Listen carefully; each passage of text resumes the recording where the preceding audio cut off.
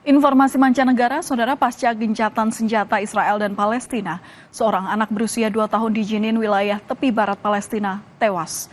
Korban menjadi salah satu dari 11 korban yang tewas akibat serangan tentara Israel pada Sabtu lalu. Sejumlah pelayat menghadiri pemakaman seorang anak perempuan berusia 2 tahun pada hari Minggu di tepi barat Palestina. Kementerian Kesehatan Palestina mengatakan korban ini menjadi salah satu dari korban serangan tentara Israel.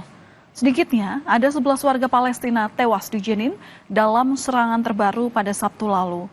Sementara itu militer Israel mengatakan sedang meninjau insiden ini pasca gencatan senjata.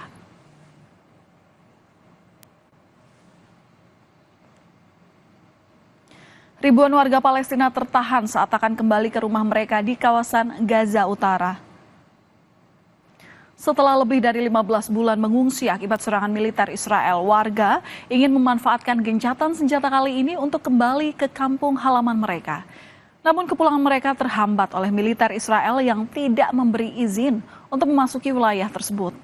Pihak Israel mengklaim hal ini karena ada satu tahanan Israel bernama Arbil Yahudi yang belum dibebaskan.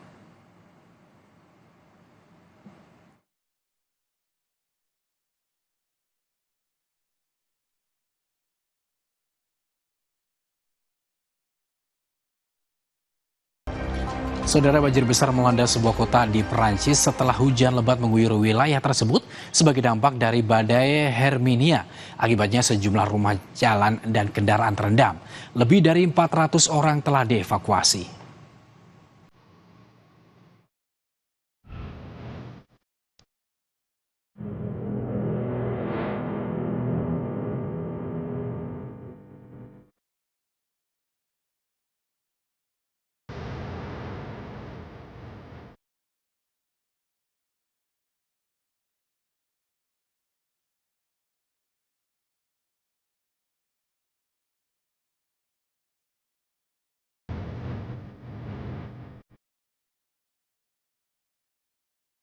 Sekian berita utama hari ini, saudara. Saya Arizona Gali. Dan saya Valentina Sitorus berterima kasih. Terus saksikan Kompas TV Independen Terpercaya. Kami pamit dan sampai jumpa.